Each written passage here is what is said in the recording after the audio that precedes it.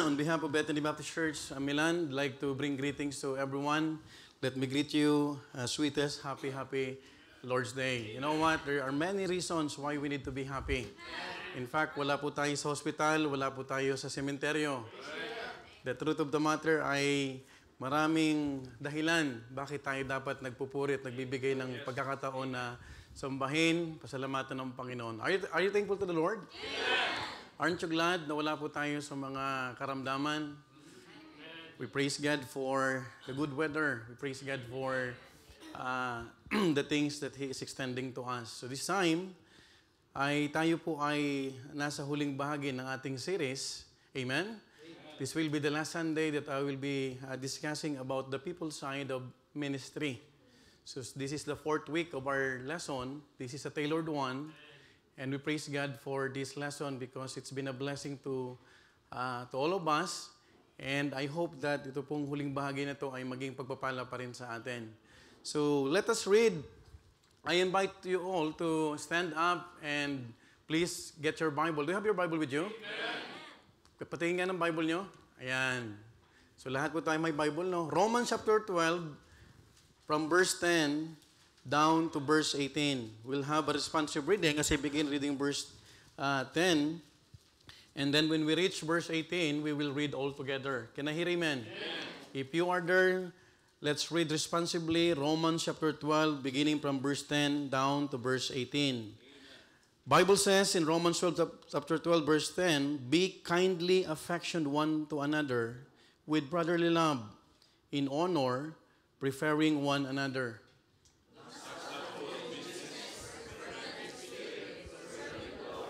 Rejoicing in hope, patient in tribulation, continuing instant in prayer.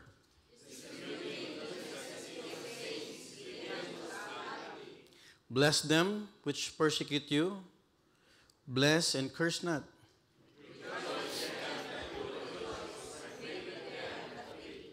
Verse 16, be of the same mind one to one another, mind not high things, but condense to men of low state. Be not wise in your own conceits.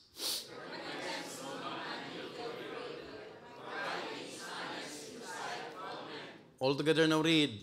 If it be possible, as much as light in you, live peaceably with all men. I want you to follow verse 18, but this time, just follow me in silent reading because this is the key verse. And I hope may tumatak po sa ating sa lesson na ito.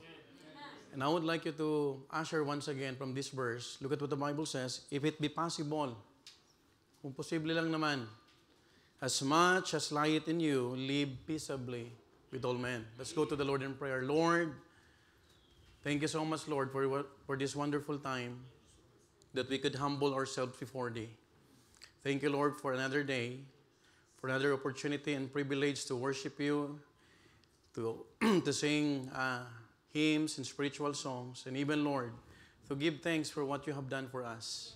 Lord, please continue to sanctify our hearts, our minds, even our souls. If there's sins and iniquities, Lord, that we have done before Thee that could hinder our service, our study, be the one to forgive us and cleanse us through the blood of the Lord Jesus Christ. Thank You, Father, for the visitors that we have, whether online or on-site, Lord. Be the one to speak to them. And as I pray, Lord, that You will continue to bless Your people here, and even, Lord, the brethren from our outreaches. Lord, speak to us, and whatever eternal truths and principles that You want us, Lord, to understand, help us, Lord, not just to learn from it, but to apply what we could learn from it, Lord. Thank You, Father, and bless the technical aspect of our live streaming so that our brethren, regular viewers, Lord, who are following this lesson, Lord, could be able to understand well and finish it well, just like what we have desired, O Father. Thank You for the work of the Holy Spirit. Work in our midst, O Father. We love You. We honor You. In Christ's name we pray. Amen. Please be seated. In the last week Sunday School, we began our series, The People Side of Ministry. And as I've said, this will be the last portion because we are done with the things that we have discussed about the people side of the ministry. Noong una po mga linggo, we have discussed the church family test, isn't it? And also, we arrived to the second part, which is the difficult people test. Now, this is a recap only. We need to understand that under this category, let us put each of them in the spotlight and let's study how we can respond to them and still protect our peace. Because whether we like it or not, you will experience difficult people. Tama po ba? Marami sa ating kapatid, kahit sa ating sariling pamilya. By the way, church is a spiritual family. Can I hear amen? Kaya nga, it is a must. There is a necessity for us, a believer, to become part of the church. Because there's no such thing as ministries na labas sa loob ng church. In fact, we're so blessed because the church, the head of the church is not me. It's not people. It's not influential person, but it's the Lord Jesus Christ. It's what the Bible says. Thou art Peter, upon this rock I will build my church. Now, under this category, we have discussed that last Sunday, there are the people we disagree with. No? Meron tayong mga kapatiran na, or pamilya, or kamag-anak, o kaibigan na talagang hindi natin makasundo. But we're so blessed because we have given some guidelines coming from the Word of God how to deal with. And also, we need to understand that these disagreeable people ay makikita natin kapatid, we are reminded about verse 18, if it be possible, as much as light in you, live peaceably with all men. We need to agree to disagree. And we need to disagree graciously. That's one thing that I've learned from my pastor. And lagi niya sinasabi sa akin, we must be all grace-oriented. Can I hear amen? Kahit hindi tayo nag-agree sa sinasabi ng iba, we do not tend to argue or to fight kahit sa social media. Can I hear amen? Because whether we like it or not, meron tayong mga bagay na hindi talaga pagkakasunduan. Wala naman ipinanganak na lahat tayo pare-parehas. Isn't it? Now, we are done with the disagreeable people and let's continue what we have discussed about the people who hurt us. So may mga taong nakasakit sa atin. Sino sa atin hindi pa nasaktan? At sasaktan ko ngayon. Maraming beses tayong nasaktan sa pag-ibig. Amen? Sa mga offenses, sa salita, sa actions. Sometimes we are not aware that we are hurting someone. Sometimes we are not aware about what we are saying to other people. Now, if dealing with people we disagree with is difficult, this is only a recap, it's even harder when we face people who have hurt us. So we remember what we have discussed, whether deeply, intentionally, or repeatedly. Mas mahirap makasama yung taong nakasakit sa'yo. Or yung isang tao na hindi ka lang nag-agree, maaari in position, in perspective in life. Minsan may mga posisyon, lalo sa politika. No? And sometimes we are reminded not to, to lambast a person because politics is politics. Sometimes you have to understand, iba yung pananaw nila. We must be non-partisan when it comes to politics because the hope of this world is not politics. The hope of this world is Jesus. Amen. Kahit yan Democrat, kahit yan Republic, kahit yan ano pang partido, mapa Duterte, mapa Marcos ka, ang pag-asa pa rin ng mundo, ang Panginoong Hesus. Because eventually, they will fail. But Jesus will never fail us. Now, we need to understand that some wounds are not caused by conflict in personality, but by painful offense. But the Bible is here to remind us the following verses. Na-remind tayo nung last Sunday, about Romans 12:17, recompense to no man evil for evil. Tama po ba? Romans chapter 12, verse 19, dearly beloved, avenge not yourselves, but rather give place unto wrath. Hindi natin para gumante. Can I hear amen? Hindi tayo binigyan ng karapatan maghigante. Na ilalagay sa ating kamay, teka lang, ako ang nagrabyado, nasaktan ako maghihigante. Because vengeance is mine. In Romans 12:21, sabi ng Bible, be not overcome of evil, but overcome evil with good. Okay, so, now, the question is, paano kapag tayo ay nasasaktan ng paulit-ulit? That's the question, isn't it? Pastor, paano to paulit-ulit na lang? Now, how many times do I need to forgive? Minsan, yun ang tanong natin lagi, Pastor, nakadalawa, tatlo na yan sa akin. Hindi ko na nga mabilang. But here's the question that we need to understand, because if you will not handle this in God's perspective, you will have bitterness. And by the way, we tackled last Sunday that bitterness will not just trouble you, it will defile you. Ikaw ang mahihirapan. Ikaw ang hindi na pupunta sa church. Tama po ma? Masisira yung plano ng Panginoon, napakagandang plano ng Panginoon. Why? He placed you in His body, the body of Christ. Now, the question is, how many times do I need to forgive? In Matthew 18, verse 21 to 22, this is very familiar to us, but I don't know if you are allowing it to practice or to apply. Look at what the Bible says. Then came Peter to him and said, Lord, how oft shall my brother sin against me, and I forgive him? Till 7 times? Verse 22. Ito sagot ng Panginoon. Jesus said unto him, I say not unto thee until 7 times, but until 70 times 7. Now, wala pang 7. Now, mathematically, if you will try to understand in the parlance of mathematics or arithmetic, ang 70 times 7 is equivalent to 490 times. Sino po sa inyo nasaktan na ng 490 times? The same person. Parang ang hirap, no? Okay. Now, we must understand that when someone hurt us, we must give it to God, mga kapatid, repeatedly also. Why? Because forgiveness is often daily. Look at Luke 17 verse 4. And if he trespass against thee 7 times in a day, 7 times in a day, turn again to thee, saying, I repent. Thou shalt forgive him. Anong sabi? Thou shalt what? What? Argue with him. Oh. Hindi sinabi na saktan mo. But thou shalt forgive him. Alam mo, madaling maging Kristiyano, pero mahirap magpapakristyano. And I thank God because we have the best model, the best teacher. No other than the Lord Jesus Christ.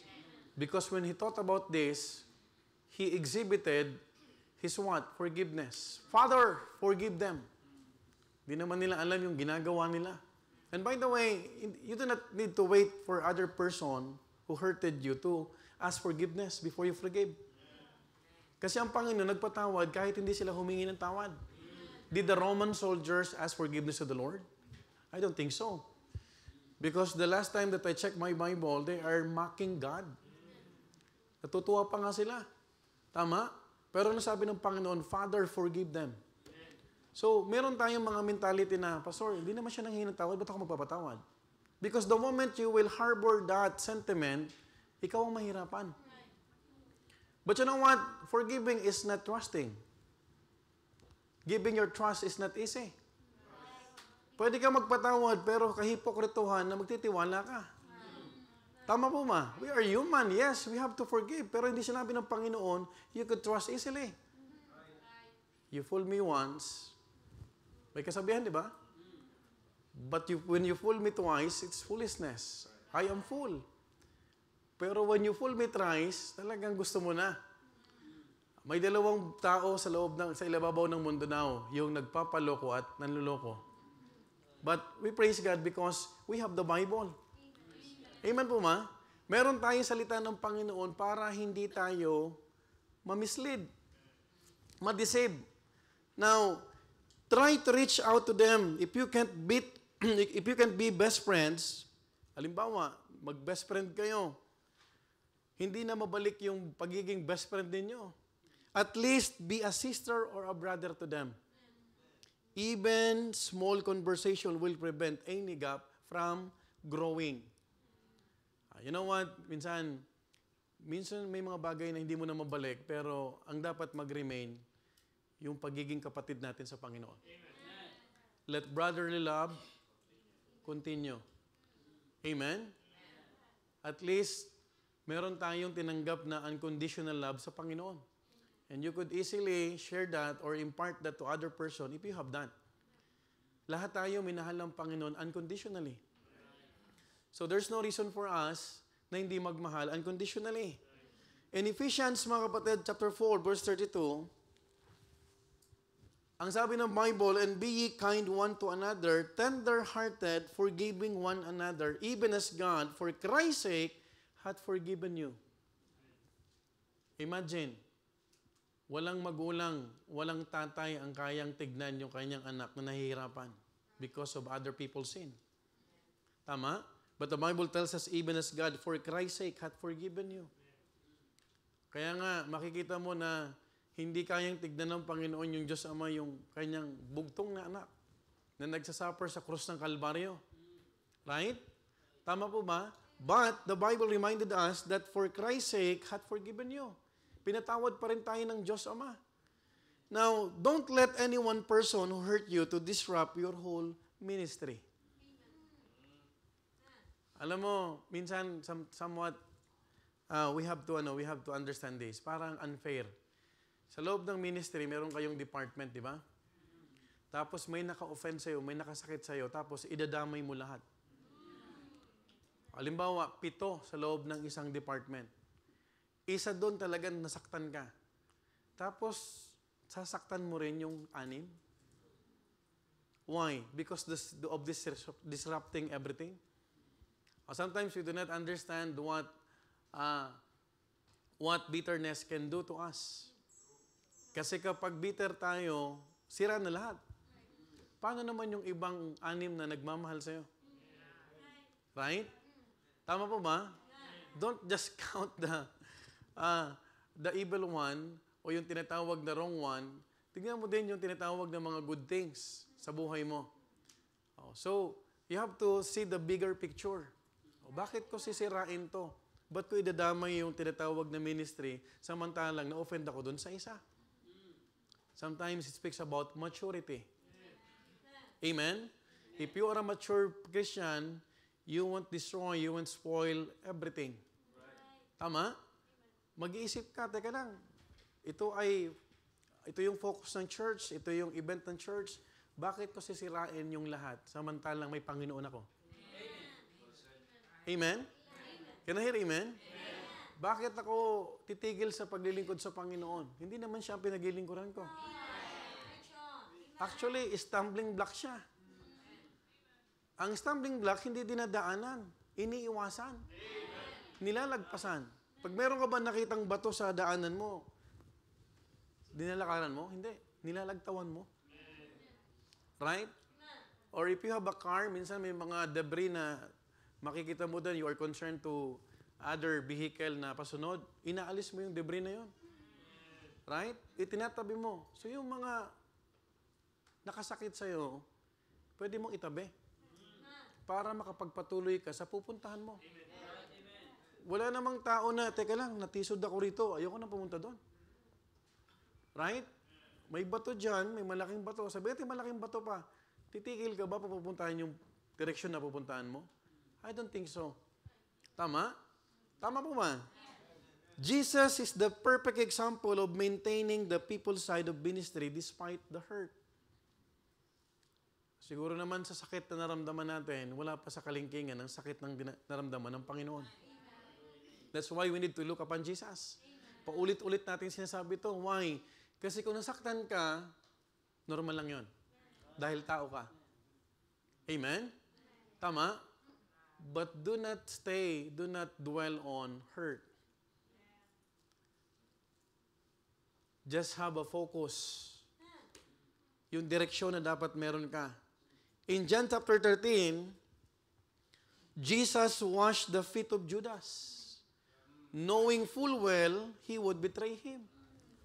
Ito mabigat to.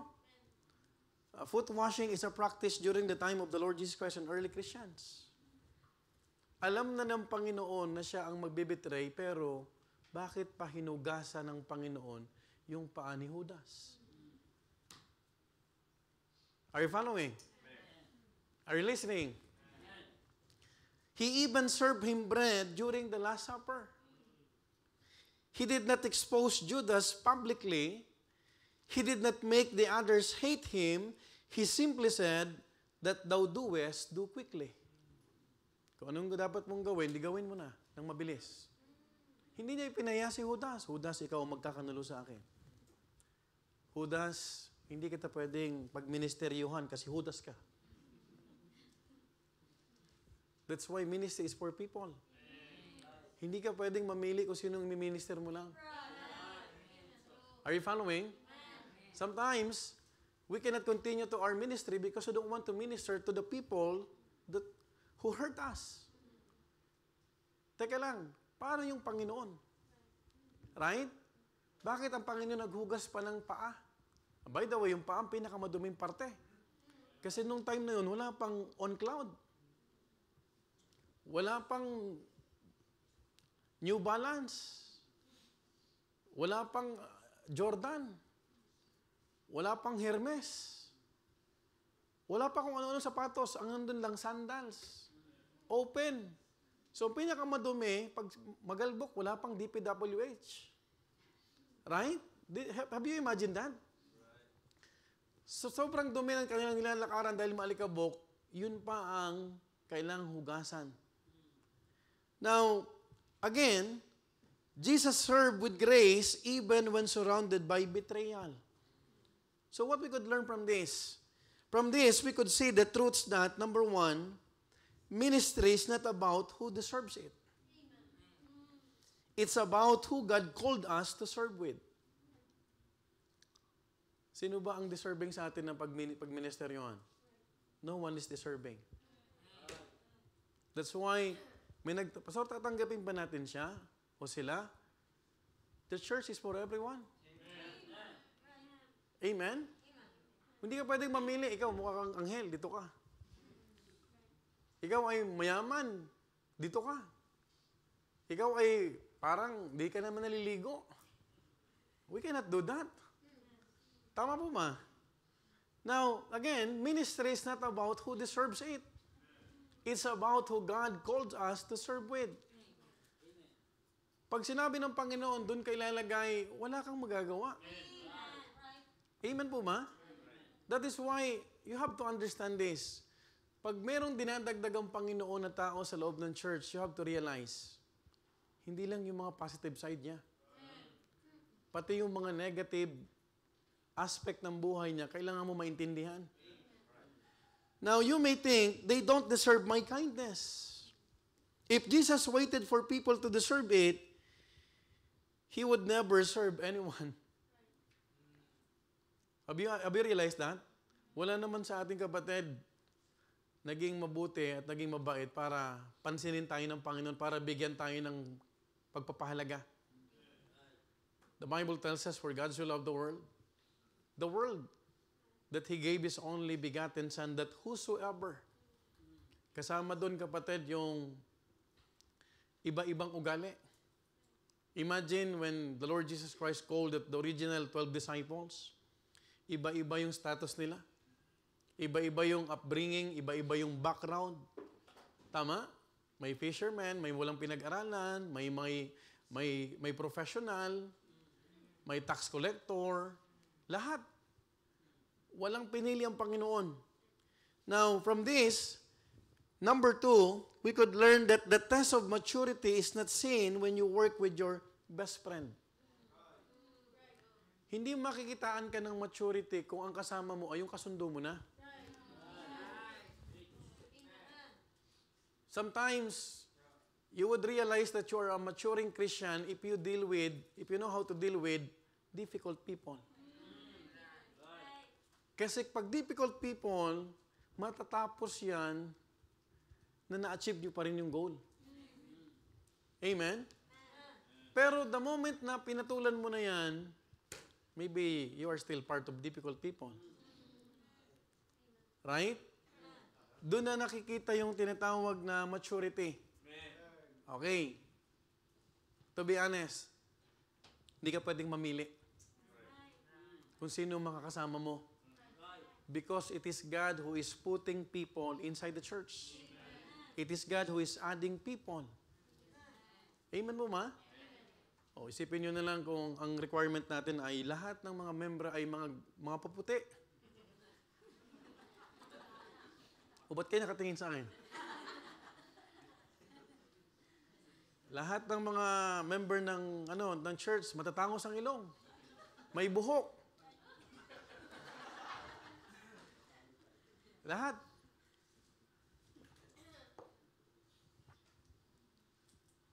It's revealed when you keep serving beside someone who wounded you. Because that's maturity.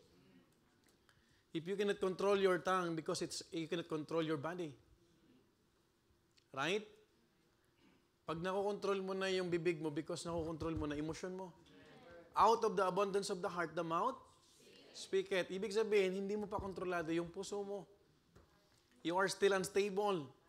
That's why the Bible tells us in Romans 12, verse 10, 17, 18, in our text, be kindly affectioned one to another in honor, preferring one another. Verse 17 to 18, recompense to no man evil for evil. If it be possible, as much as light in you, live what? Peaceably with all men. Oh, may kasama mo yung nakasakit sa'yo. Just be a Christian. Amen? I am here because I want to serve God. I am here because I want to glorify God. At the end of the day, I will be accountable for what God has entrusted to me. Amen? Hindi ka pwedeng tumigil. Naituturo mo sa Kanya because it's immaturity. Right? Although, mga kapatid, may mga times na you will struggle. Kasi hindi madali. Oh, sa tingin mo madali kay Jesus Christ na hinuhugasan yung kanyang paa ni Judas? Siya pa nag-serve ng tinapay. Right? It's not hard. It's not easy, I mean. It's really hard. Pero pag pinagana mo yung kalooban ng Panginoon, hindi mo magagawa yung pita ng laman. That's why you have to activate. You have to deactivate your flesh. Ang papaganahin mo yung what? Spirituality. Kapag kasama mo yung difficult people, you have to understand this. Because recompense to no man evil for evil. Thirdly, when we make ministry personal instead of spiritual, we lose sight of the cross. Don't take it personally. Ang tignan mo yung Panginoon. Amen? Ano ba yung kalooban ng Panginoon sa buhay ko? Right? Oh, hindi naman lahat, ang ibig ba sabihin, tumigil sa eskwelahan yung kaklase mo dahil nag-cutting classes, magka-cutting classes ka rin? Tama. Tama na malungkot ka kasi may nakikita kang nawawala or hindi tumuloy. But at the end of the day, bakit ako titigil? Right? That should be our attitude. Kasi kung gano'n ang kaisipan natin, pag may tumigil, titigil ka, hindi mo alam bakit ka nag-aaral. Right? Why you enrolled? Jesus did not withdraw from His calling just because He was hurt. He pressed toward through it. In 1 Peter chapter 2, verse 23, ang sabi ng Bible, who when he was reviled not again. When he suffered, he threatened not, but committed himself to him that judgeth righteously. Ano yung word na dapat natin maintindihan dito? Commitment. Pag committed ang isang tao, kahit anong problema sa pamilya mo, hindi mo isusuli yung asawa mo. Right? Pwede mo bang, ayoko na sa'yo? Pasaway ka? Doon ka na sa magulang mo, pasaway din. Right? Commitment. It's a covenant. Marriage obligation. That obligation will cease if your partner is already tigok. Tama po ma? Yun yung sinumpaan natin. Pwede mo bang sabihin sa anak mo na dahil makulit yung anak mo, hindi mo na anak yan? Kamukhang kamukha mo pag tumawa. Parang pinagbiyak na kamatis. Right? Hindi mo pwede itanggi yan. Anong makikita natin? Commitment. Kung walang commitment ang tao, pag may problema tayo, hindi tayo pupunta ng church. How many times I don't want to preach? If I will just ask my flesh, I won't be around. Because as a human, I'm also struggling. But because of commitment, kailangan mo mag-aral, kailangan mo mag-encourage kahit discourage ka. And that's the price of a leader. Hindi mo pwedeng sabihin, teka lang, pagod ako. Teka lang, ayokong magsalita. Have you ever experienced, minsan ayaw magsalita? Gusto mo lang umupo, gusto mo lang magmuni-muni. May mga times na habang nandito na ako sa pulpito. But because of commitment, I have to continue. By the grace of God, hindi niya tinignan yung sakit, tinignan niya yung mga tao at kaluluwa na siyang sentro ng ministeryo niya. How many times God, the Lord Jesus Christ, experienced to be used? Di ba minsan, may nirebuke siya, hindi naman kayo sumusunod sa akin because of miracle eh. Because your belly is full. Right? Lahat. How many times na nagpagaling siya? In the parable, kapatid of 10 lepers, may 10 pinagaling, ilan lang bumalik? Isa. Hello? But Jesus Christ continued to heal. Right? How many times na siya ay nagturo, nagministeryo, pero at the end of the day, people are shouting, crucify Him, crucify Him, crucify Him. How many times na maraming nakapanakit sa Kanya, even His own disciples? Peter denied Christ thrice, 3 times. Yung pinalakad niya sa tinatawag na dagat. Right? Yung mga tinuro niya, yung binigay niyang kapangyarihan mag-perform ng miracle. Walang pumunta sa Kanya. Now, these are the things that the Lord Jesus Christ would like us to realize. Na pag meron tayong kasamang nakasakit sa atin, you have to realize this. Hindi mo pwedeng tignan siya para hindi makita ang Panginoon. Kasi napakalaki ng Panginoon. Napakalawak ng krus. Kung dahil lang sa isang tao, hindi mo makikita yung kalooban ng Diyos. And I've mentioned this last Sunday. If you think that the solution is to find another church because you don't want to see him anymore or her anymore, you will find another stumbling block to other church. And you know what? Ang tawag sa'yo dyan, tipaklong. Because you will become what? Church hopper. Alam mo yung church hopper? Tipaklong, patalon-talon. May nakita ka bang tipaklong na mataba? Payat. Wala kang tipaklong na makikitang mataba kasi hindi siya healthy. Kung saan-saan lang siya pumupunta. But let me remind you, even in our own biological family, pag may nagkakamali, kapag may nakasakit, hindi ibig sabihin, hindi mo na pamilya yan. That's why we need to learn from this lesson, the people side of ministry, that the ministry is only a privilege, and this is intended for the people. For God's people, for the unbeliever, for everyone that God placed in our lives. Hindi ka pwedeng mamili. Hindi ka pwedeng magsabi na, ito lang ang aking pagbiministeryuhan. Because you will what? Commit sin, yung partiality. Isipin mo na lang, kapatid, kung ang pagsisilbihan mo lang ay yung mga kasundo mo. Hindi ka na naglilingkod sa Panginoon. Naglilingkod ka na lang sa tao. That's why we need to understand, pag ikaw ay naghahatid sa ganito, you have to understand balance. Amen? If you are kind to other person, you must be kind at all times. Because kindness, kapatid, hindi mo naman yung kapatid pagsisisihan. You are just planting seeds. And sooner or later, you will reap what you would sow. Now, let's proceed to the third one. How do we treat those who fail? Tapos na tayo sa number 1 and 2. The people who disagree with. We're done with those who hurt us. And thirdly, This will be the last. Those people who fail. Yung mga bumagsak. Now, in verse 1 of Galatians chapter 6, can Sister Din read that? We are now in the Sunday school. Sige po.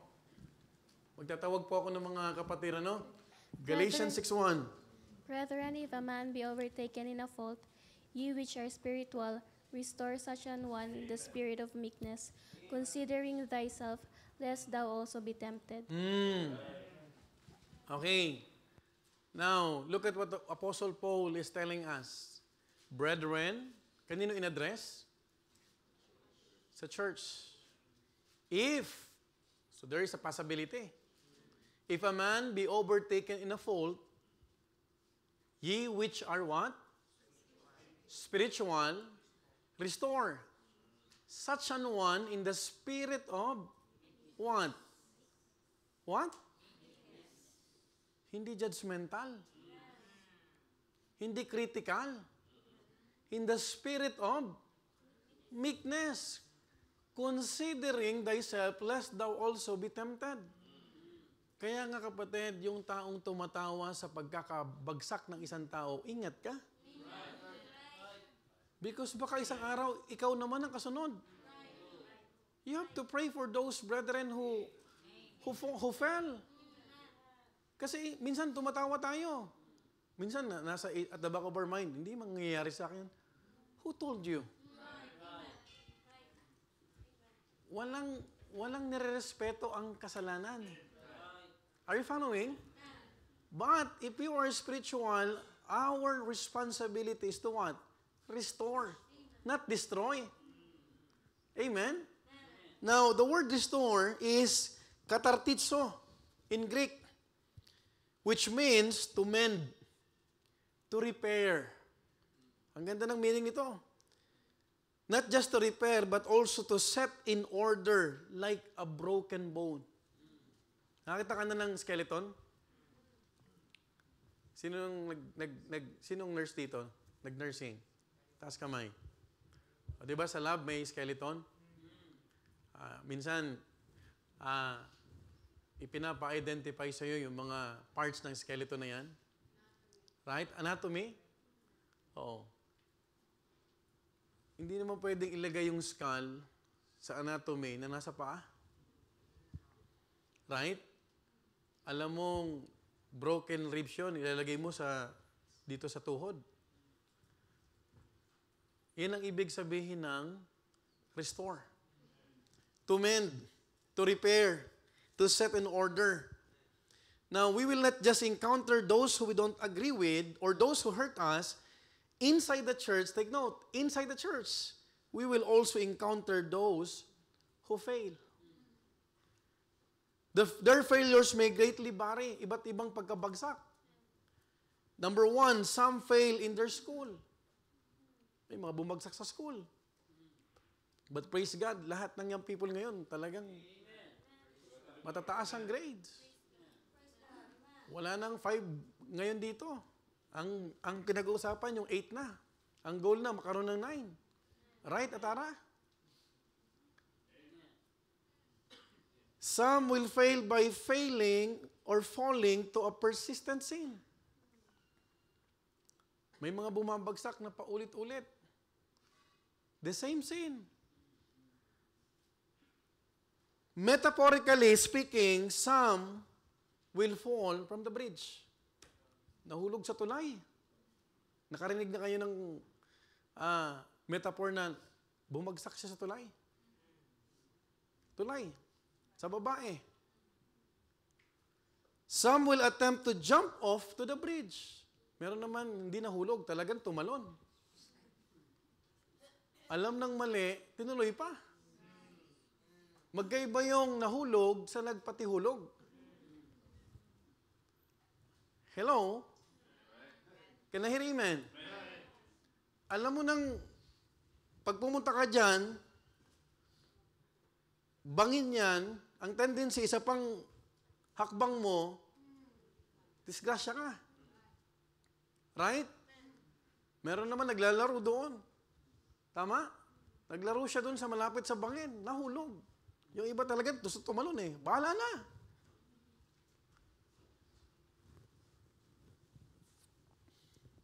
And some will attempt to jump off to the bridge. Ito yung matindi. Yung pinapanindigan, yung kasalanan. Kung meron ka man dapat panindigan sa buhay, hindi yung pagkakamali mo. Because yung pagkakamali, pinagsisisihan. Hindi pinaninindigan. Walang tao, walang mananampalatayang umasenso o naayos ang buhay na ang kasalanan niya ay pinaninindigan. Folks, we must understand what should be the essence and spirit of the church. Kailangan makita natin, paano ba natin to pakikitunguhan? The lost drowning in the ocean of sin, the church is a lifeguard. Just imagine this thought. We are in the lost drowning in the ocean of sin. Malawak ang kasalanan. Now, as a church, tayo ay isang lifeguard. Rescuing, reaching, and pulling them toward the saving grace of Christ. Yun yung goal natin. Hindi yung nagkamali na, apakan mo pa. Right? That should be the spirit, that should be the attitude. But to those who have already been on the ship of faith, yet slip and fell, listen to this, the church becomes a lifeguard and a coach. Diving in to rescue. Tama? Tinatapon natin yung lifeguard. Minsan talagang pag malulunod na, talagang tinatalon talaga. Kaya may bantay sa beach. Right? Then helping them recover. Pag nalunod na nakainom niya, mayroong mouth-to-mouth. Di ba? Minsan, may mga first aid na ginagawa. Rebuild strength hanggang makuha niya yung lakas niya.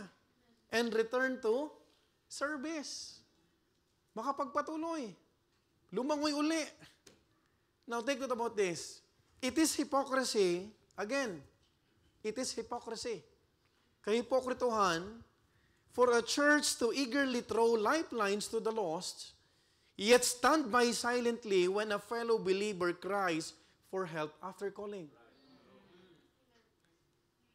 Walang saysay na pupunta ka ng baleta, ng Domo, ng Vatican, or kung saan-saan ang parte ng mundo na pinupunta natin sa soul winning para abutin yung mga hindi man nanampalataya na samantalang tumatawag na ng tulong yung kapatid mo sa Panginoon.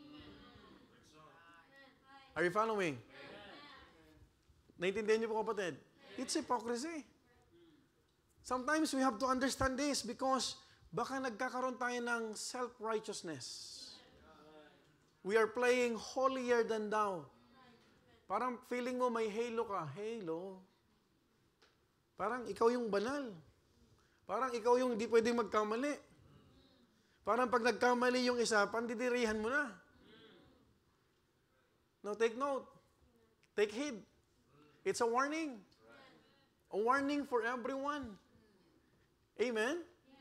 Because we need to understand that it is hypocrisy. But let it be clear, dealing with sin is essential.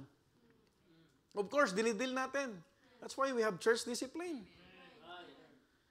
Confrontation must take place. Hindi, kapatid, hinahayaan. You remember Eli, the high priest during the time of Samuel? Hinayaan niya yung kanyang anak, si Pinehas, si Hophni, na pati yung offering, pakialaman, pati yung mga babae, ginagalaw niya. Walang ginawa si Eli. Walang disiplina. Gentle parenting. Are you following? Now, yet, makikita mo, kapatid, grace does not ignore sin, but it needs to be addressed in truth. That's why sometimes, napapansin niyo, kapatid, ayoko naman mag-preach ng about sa kasalanan. But when there is a need, I have to. Because I am just sensitive to the leading of the Holy Spirit. Magpipreach ka eschatology, tapos ang tao ng Diyos kailangan ng rebuke, revival. Para kang nag-preach ng birthday outline sa funeral service. Do you understand what I'm trying to say? Even I wanted to have new lessons, new sermons. Ibang topic. Pero minsan nakakalungkot, parang paulit-ulit at parang doon ang direksyon lagi dahil may kasalanan. Because we cannot afford, kapatid, the sin of Achan will flourish even in the church age. Pag may kasalanan sa loob ng church, hindi yan lalago. Kahit ano pang gawin mo. Very dry. Makikita mo, mararamdaman mo, pero pag ang church walang kasalanan, walang ginagawang kapatiran niyang kapatid mo, especially the leaders, the preachers, pag walang tinatawag na na mirakulo. Hello? Smooth yan.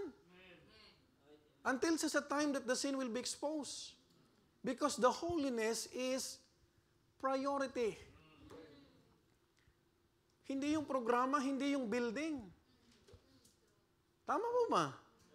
We cannot, kapatid, portray na masaya tayo rito tapos yung mga young people natin, ibang ginagawa pag weekdays. Tama?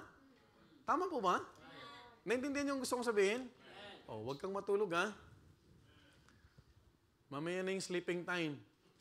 Alas 7, alas 8. Okay.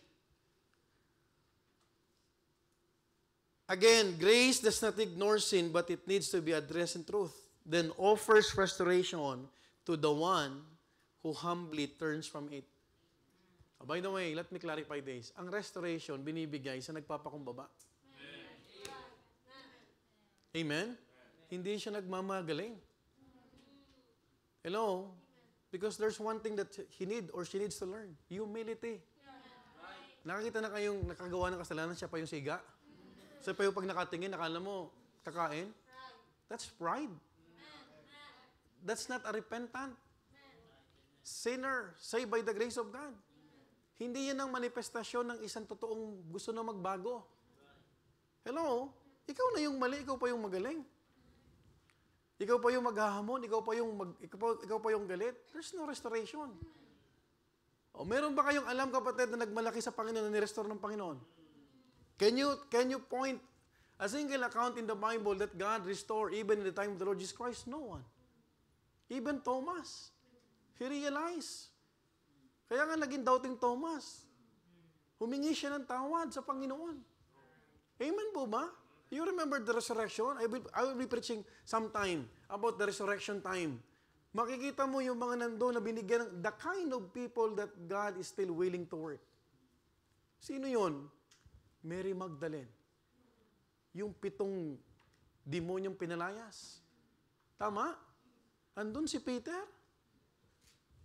3 beses na dinina yung Panginoon. Pero dun pa binigay yung tinatawag na go ye therefore and teach all nations. Because God is the God of many chances. Hindi siya nagsasarado. Ang tao lang ang nagsasarado. Pero ang Panginoon laging bukas sa totoong kumbaba.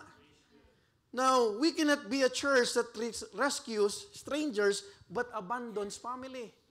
Ito lang sabihin ko sa iyo, hanggat nasa loob ka ng church and you still recognize that God-given authority inside the church, magsasama tayo.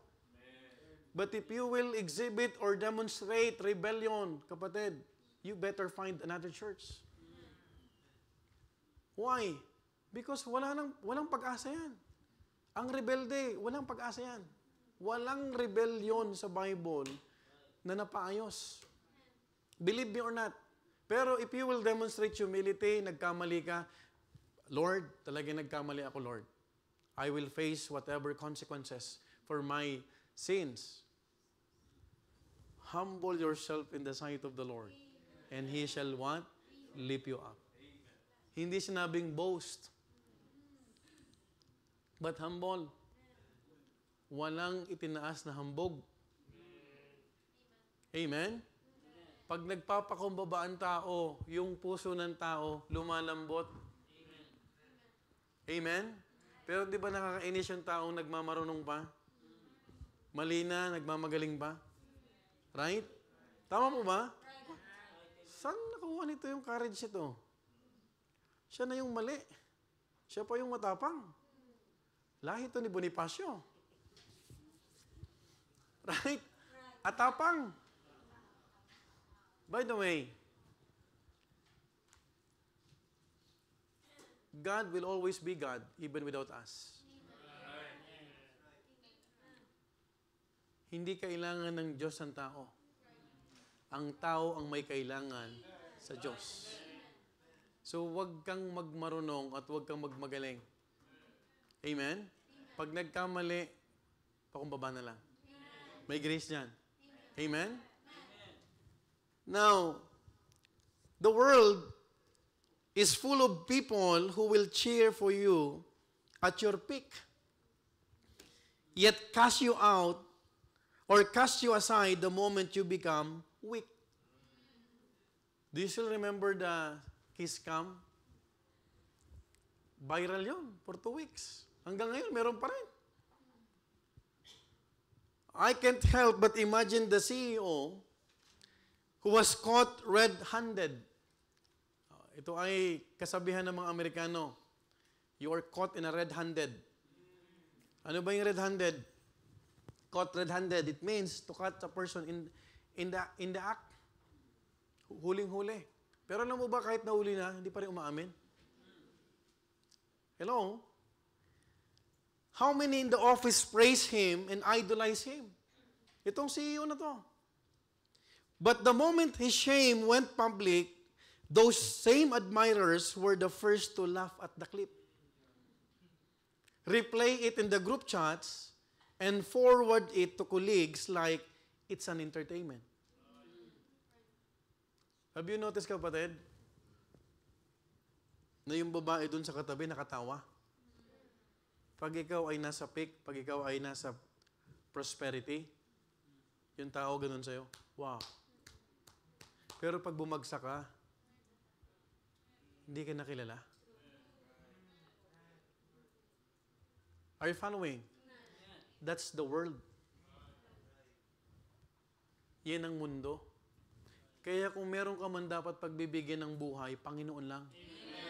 Kasi pag bumagsak ka, hindi ka, kapatid, ibabagsak pa ng Panginoon. He's the only hope. Alam mo yung amo mo? Asan si Brother Ivan? May sakit. Look at what happened to Brother Ivan. When Brother Ivan, he can perform well in his job, all praises. Hindi siya pinapakalawan. When Brother Ivan experienced accident, nung naglaro silang basketball, nagka-problema ang tuhod niya, pinag-iisipan siyang tanggalin na. Alam mo ba, kapatid, you listen to me, maayos sa iyong amo mo at puring-puri ka, braba ka, kasi napapakinabangan ka. Huwag mong gawing Diyos ang amo mo. Huwag mo tignan sila na sila ang source. They are just human instrumentalities. Kahit uwak, ginagamit ng Panginoon. Amen po ma? That's why you have to say no when you need to say no.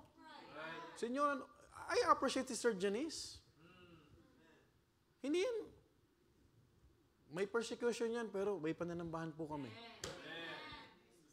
May isang taong ka ng Kristyano? Wala pa? Wala pa? Buwan pa lang, no? Oh, si Sir Janice, Brother Arthur, Sir Micah, if you are there, bunga to ng website. She already knows how to say no. I cannot work on Sunday because I am serving God. Amen? Yung iba, takot na takot sa amo. Yung iba naman, hindi lang sa amo, takot sa asawa. May bago ngayon na sikat na gang na very rampant kahit sa ang parte ng mundo. Hindi na yakuza, takwosa. Pag sinabi ng asawa, uwi na. Buti na lang si Brother Sagani, hindi member dito eh.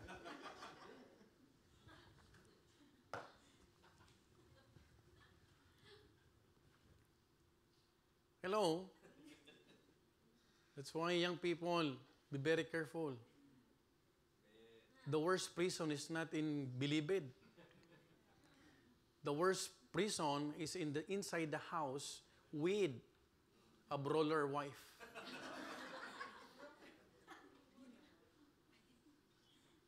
Kasi araw-araw mo siyang kasama.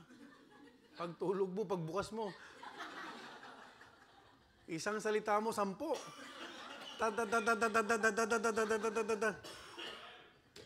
Hindi lang 10 mo yan, 100. Pambira yung patulog ka na, naghahanap ka ng AirPods. Paano pa wala ka mambiling AirPods? Para matapos na, mali ko na. Para walang gulo. That's why young people, be very careful. Kayo mga lalaki, maghanap ka, mag-pray ka ng mapapangasawa na konti lang. Tat. Pag napangasawa mo, ay, patay ka. You are done. Maalala mo to. Sana nakinig din ako sa pastor ko. Wala naman nagsising sa unahan eh. Laging sa huli. That's the world. That's how it treats the fallen. But God forbid the church ever act like that. Hindi ganun tayo, kapatid. We're not called to exploit failure, but to extend grace. That's what I've learned from my pastor, grace-oriented. Bigyan mo ng grace, ng chance, for the benefit of the doubt. Huwag mong tuldukan. We're not the one who was the right to put period. Judge nothing before the time. May pag-asa habang buhay. Amen po ba? Magbabago yan. Huwag mong tuldukan. Naku, pastor, maniwala ka, wala nang pagbabago. Who are you? Baka mamaya, yan pang maging courage sa'yo. Baka mamaya, yan pang mature sa'yo. Now, folks, we do not replay the person's fall. The goal will always be to reach out, rebuild, and restore. If that person is willing to take the first step to restoration or restoring himself with the Lord, most especially, pag nakikita mo na, nagpapakumbaba na. Yung iba nagpapakumbaba na, hindi, nagbabait-baitan lang yan. Grabe ka naman. Nakita mo yun? Nakita mo yung puso nun? Hello? Sometimes, I know, some of you, you're even questioning the discretion of your pastor. Ba't si pastor, pinatayo pa yan? Who are you? Kausap ko ang Panginoon. And I am a grace-oriented preacher. Naniniwala ako sa grace, naniniwala din ako sa truth. Naniniwala ako sa mercy, naniniwala din ako sa katotohanan. Hindi puro mercy. Hindi rin puro truth. Tama? Tama po ba? Nakikita mo, nagko-comment tayo. You can hear from your pastor commendation. Pero pag nagkamali, pinupukpok natin dito yan. Right? Because this is the ham. Ito yung let's protect this. Amen? The Word of God is divine. Yung mga tao dito, kapatid, pwedeng magbago. Pwedeng kausapin ng salita ng Diyos sa puso nila. And I hope, kapatid, hindi tayo katulad ng iba na pag there's pastor daw siya. Pumunta doon sa office ko doon sa Brenta pa naman, Brenta.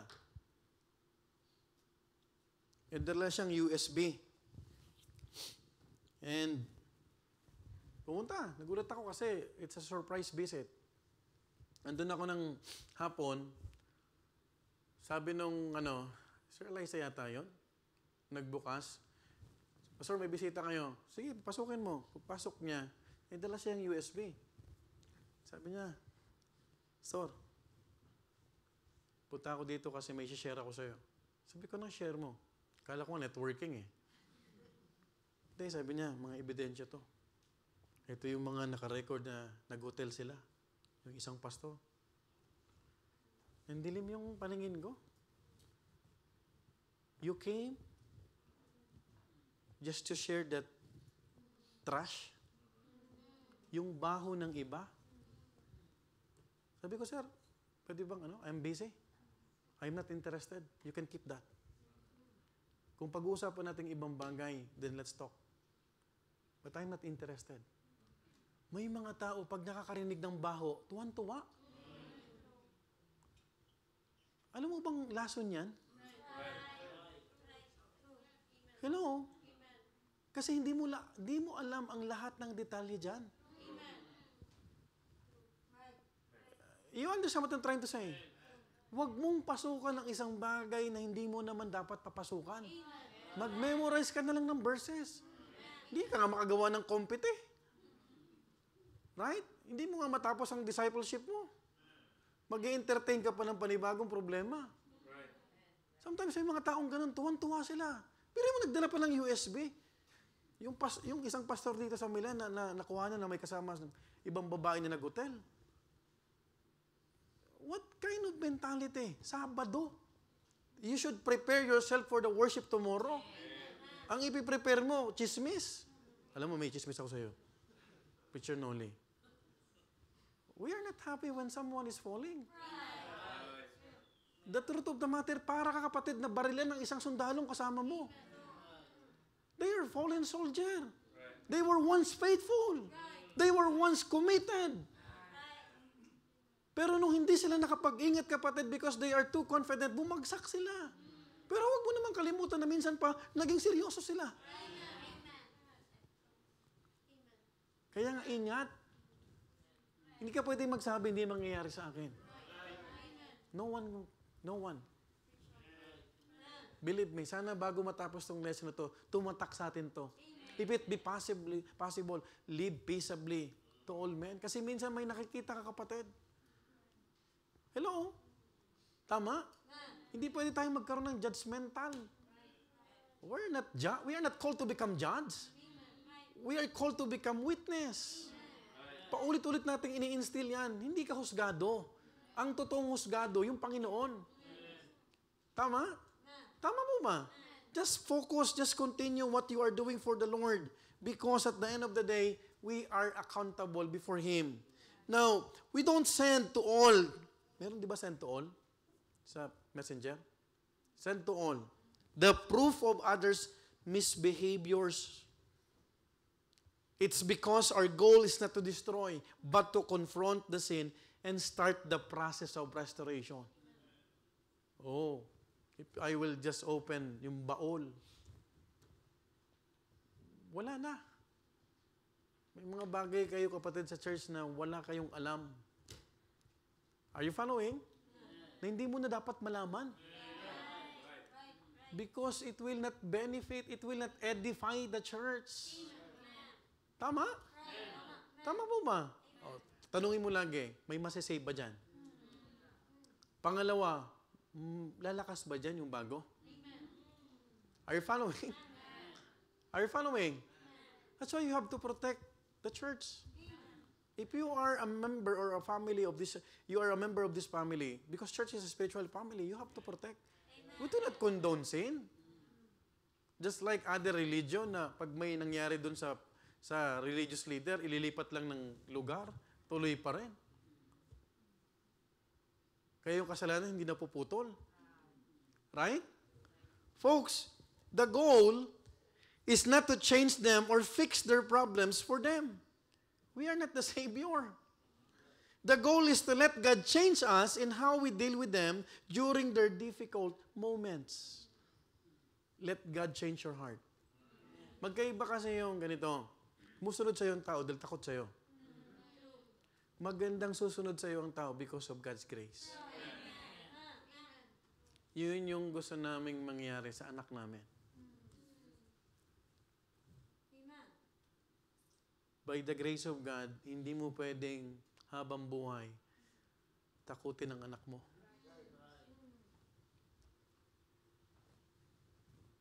That's why parents, I encourage you, teach them the right way. Lead them.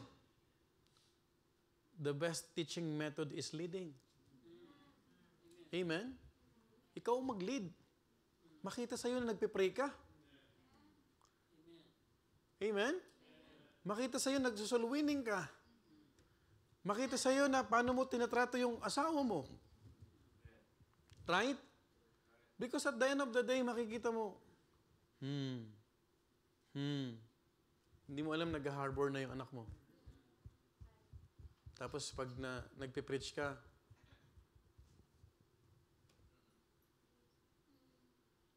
minsan, yung sarili nating mahal sa buhay na magsasabi na, sino tayo?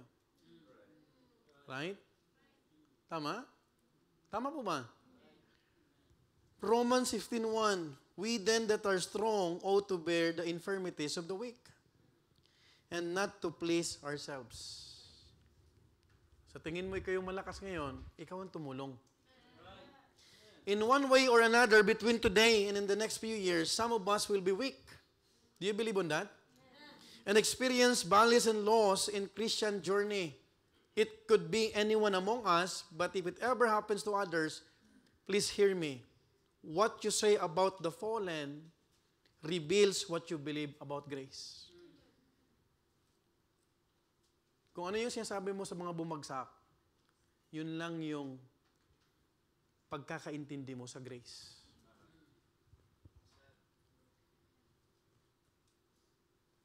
Pag ako nakarinig na, Pastor, hindi na po maulit. Wala na. Wala. Nag-admit na yung tao eh. Ano ba sabihin mo dyan? Tama? Kaysa masakit pakinggan yung nagdadahilan pa. Huwag ka nang mag-justify. Sabihin mo na. Right?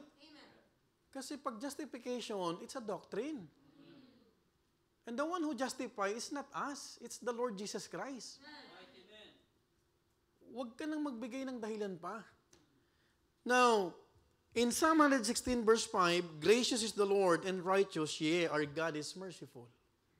In 1 Timothy 1:14, this is not part of the I just added it last night. And the grace of our Lord was exceeding abundant with faith and love, which is in Christ Jesus.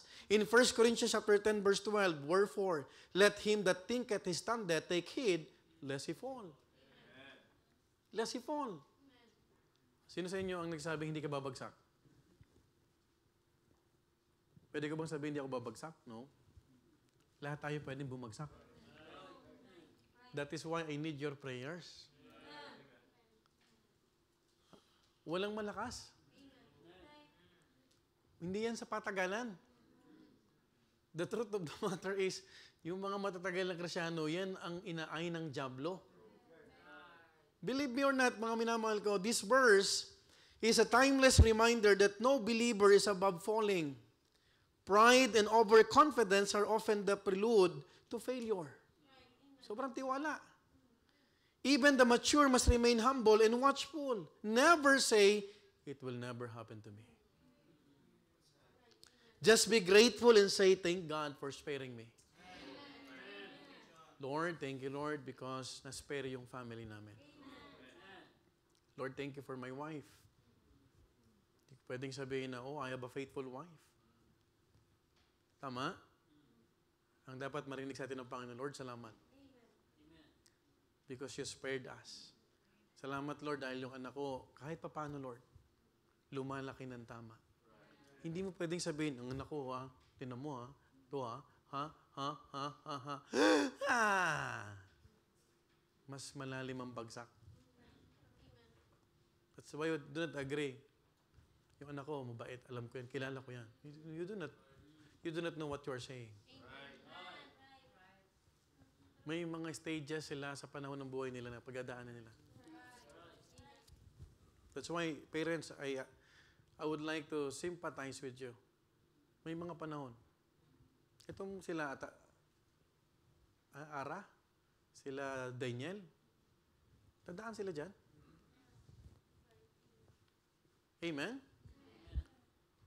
Kaya wag marinig sa atin yung tayo yung magaling. Walang magaling. Neither I. There's no such thing as formula raising a child. We need wisdom. Folks, the people side of the ministry is not just when they are at their best, but even when they are at their worst. It is the grace of God that must be seen in all our dealings, because the church is where every truth must be met with mercy and grace. I hope that this church will be, hindi lang tayo mapadala ng sulat galing sa Arkansas, Illinois, yung mga bumisita sa atin dito na we are so accommodating, very hospitable, very friendly, that church is a grace-oriented church. Amen? Sana yun ang magmarka sa atin. Pag may nagkakamali, we're willing to help. Amen? We do not condone sin. Don't get me wrong. Hindi tayo tumatapik ng kasalanan. Hindi rin tayo nagtataboy ng tao. Pwedeng ang tao umalis, but the Bible tells us they went out of us because they were not of us. Ganun lang kasimple yun. Amen? Tama po ba? Now, as we conclude, tapos na tayo. 4 na linggo. Are you blessed? Meron ba tayong tunan? In ministry, the true measure of spiritual maturity is not found in how we lead during strength, but in how we respond during someone else's weakness. Whether it's a disagreement, a deep offense, or a devastating fall. Our calling remains the same. And that is what? To minister. Isa lang yan. The people's side of ministry will stretch us, but it will also sanctify us. Yung pasensya mo, ma-stretch. But at the end of the day, ikaw din ang masasanctify. Ikaw din ang magbe-benefit. Reminding us that we are not just builders of programs, organizer of events, or a workshop station to the hone its scale, but we above all must be restorers of people. I've heard a lot of good feedbacks. Wow, napaka-organized ng Bethany Milan. By the grace of God. Pero sana kapatid, huwag sa atin tumatak. Napaka-judgmental na mga yan. Be kind to one another. May we be a church that does not excuse sin, but also does not exile the sinner. May we be known not just for truth, but also for grace. And in all things, may we keep our eyes on the cross, where justice and mercy met, and where we all found our place. Because, in the first place, wala tayo rito kung wala sa grasya ng Panginoon. Who are we not to extend or to share the grace that we have received from the Lord? Pag tumatagal ka, dapat humahaba yung pasensya. Hindi yung umiiksi. Amen? Pag tumatagal ka, he's one of the difficult people, but I would love to focus on God. I hope we learn something. Do you have any question? Sister Danica. Good morning po,